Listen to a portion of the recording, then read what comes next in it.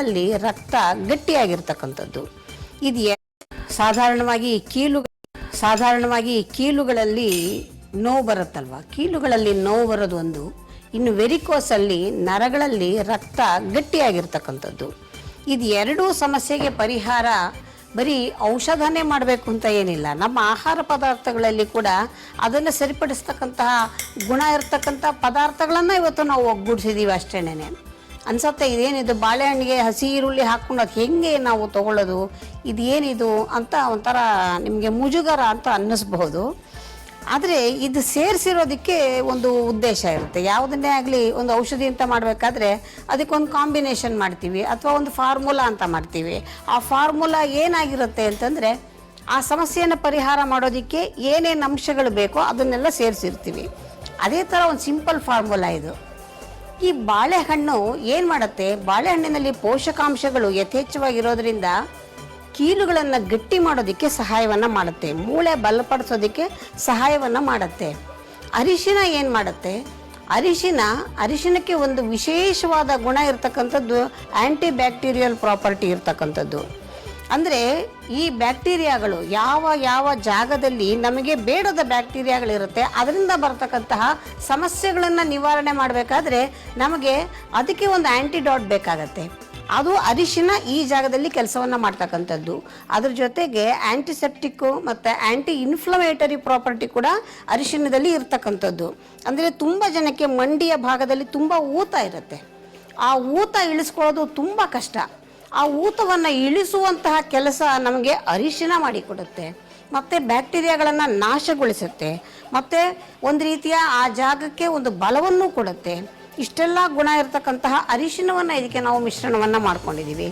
ಮತ್ತೊಂದು ಈರುಳ್ಳಿ ಏನೋ ರುಚಿಗೆಲ್ಲ ಅಡುಗೆಗೂ ಹಾಕೋತೀವಿ, ಇದು ಯಾತಕ್ಕೆ ಅಂತ ಅನಿಸುತ್ತೆ.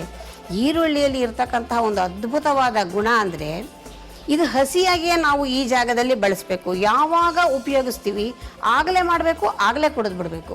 ಒಂದು 5 ನಿಮಿಷನೂ ಲೇಟ್ ಮಾಡಬಾರ್ದು.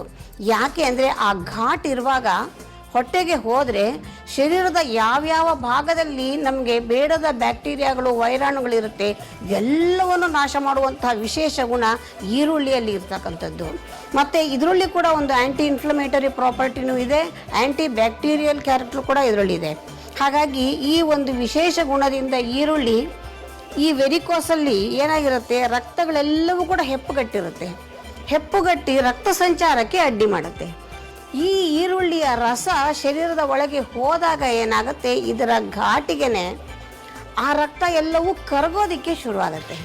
ಆ ಕರಗುವಿಕೆಯಿಂದ ಏನಾಗುತ್ತೆ, ರಕ್ತ ಸಂಚಾರ ಸುಲಭವಾಗುತ್ತೆ. ರಕ್ತ ಸಂಚಾರ ಸುಲಭವಾದಾಗ ಏನಾಗುತ್ತೆ, ಆ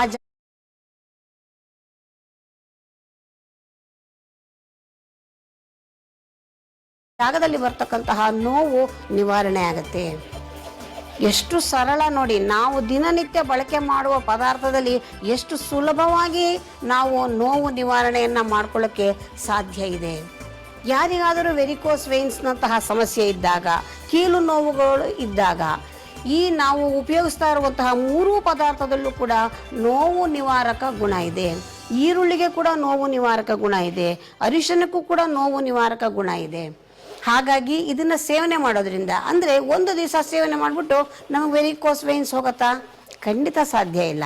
ಪ್ರತಿನಿತ್ಯ ನೀವು ಬೆಳಗ್ಗೆ ತಿಂಡಿ ತಿನ್ನೋದು ನಿಲ್ಲಿಸ್ಬಿಡಿ, ಅಥವಾ ತಿಂಡಿ ತಿನ್ನೋದನ್ನು ಸ್ವಲ್ಪ ಕಡಿಮೆ ಮಾಡಿಕೊಂಡು ಅದಕ್ಕೆ ಮೊದಲು ಇದನ್ನು 1 ಲೋಟ ಮಾಡ್ಕೊಂಡು ಕುಡೀರಿ. ನಂತರ ಒಂದು ಅರ್ಧ ಭಾಗದಷ್ಟು ತಿಂಡಿಯನ್ನು ಸೇವನೆ ಮಾಡಿ.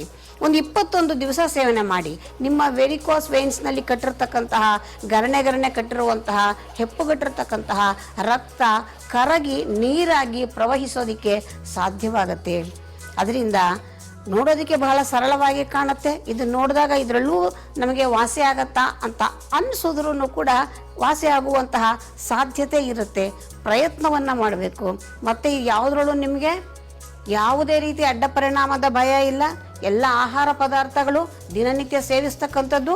ಧೈರ್ಯವಾಗಿ ಯಾರು ಬೇಕಾದರೂ, ಯಾವ ವಯಸ್ಸಿನವ್ರು ಬೇಕಾದರೂ ಸೇವನೆಯನ್ನು ಮಾಡಬಹುದು. ಹಾಗಾಗಿ ಈ ಸರಳ ಪರಿಹಾರ ಇರತಕ್ಕಂತಹ ಈ ವೆರಿಕೋಸ್ ವೇನ್ಸ್ಗೆ ಮಾಡಿರುವಂಥ ಈ ಔಷಧಿಯ ರೂಪದ ಪಾನೀಯ ಸ್ವಲ್ಪ ರುಚಿಕಟ್ಟಾಗೂ ಇರಲಿ, ಕುಡಿಯೋಕ್ಕೂ ಯಾರಿಗೂ ಬೇಸರ ಆಗಬಾರ್ದು ಅಂತ ಸ್ವಲ್ಪ ಜೇನನ್ನು ಸೇರಿಸಿದ್ದೀವಿ. ಮತ್ತು ಜೇನಿಗೂ ಕೂಡ ಆ್ಯಂಟಿ ಇನ್ಫ್ಲಮೇಟರಿ ಅಂಶ ಇರ್ತಕ್ಕಂತಹ ಪದಾರ್ಥ. ಹಾಗಾಗಿ ಅದನ್ನು ನಾವು ಸೇವನೆ ಮಾಡಿರೋದ್ರಿಂದ ಎಲ್ಲೆಲ್ಲಿ ಶರೀರದ ಯಾವುದೇ ಭಾಗದಲ್ಲಿ ಊತ ಇರಲಿ, ಊತ ನಿವಾರಣೆ ಆಗುತ್ತೆ.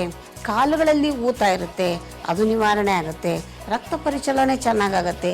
ಇದಕ್ಕಿಂತ ಇನ್ನೇನು ಬೇಕು, ಸರಳವಾಗಿ ಮಾಡ್ಕೋಬೋದು. ಸಾಧಾರಣವಾಗಿ ಕೀಲುಗಳಲ್ಲಿ ನೋವು ಬರುತ್ತಲ್ವ, ಕೀಲುಗಳಲ್ಲಿ ನೋವು ಬರೋದು ಒಂದು. ಇನ್ನು ವೆರಿಕೋಸಲ್ಲಿ ನರಗಳಲ್ಲಿ ರಕ್ತ ಗಟ್ಟಿಯಾಗಿರ್ತಕ್ಕಂಥದ್ದು. ಇದು ಎರಡೂ ಸಮಸ್ಯೆಗೆ ಪರಿಹಾರ ಬರೀ ಔಷಧನೇ ಮಾಡಬೇಕು ಅಂತ ಏನಿಲ್ಲ. ನಮ್ಮ ಆಹಾರ ಪದಾರ್ಥಗಳಲ್ಲಿ ಕೂಡ ಅದನ್ನು ಸರಿಪಡಿಸ್ತಕ್ಕಂತಹ ಗುಣ ಇರ್ತಕ್ಕಂಥ ಪದಾರ್ಥಗಳನ್ನು ಇವತ್ತು ನಾವು ಒಗ್ಗೂಡಿಸಿದ್ದೀವಿ ಅಷ್ಟೇನೆ. ಅನ್ಸತ್ತೆ ಇದೇನಿದು ಬಾಳೆಹಣ್ಣಿಗೆ ಹಸಿ ಈರುಳ್ಳಿ ಹಾಕ್ಕೊಂಡು ಅದು ಹೆಂಗೆ ನಾವು ತೊಗೊಳ್ಳೋದು, ಇದೇನಿದು ಅಂತ ಒಂಥರ ನಿಮಗೆ ಮುಜುಗರ ಅಂತ ಅನ್ನಿಸ್ಬಹುದು. ಆದರೆ ಇದು ಸೇರಿಸಿರೋದಕ್ಕೆ ಒಂದು ಉದ್ದೇಶ ಇರುತ್ತೆ.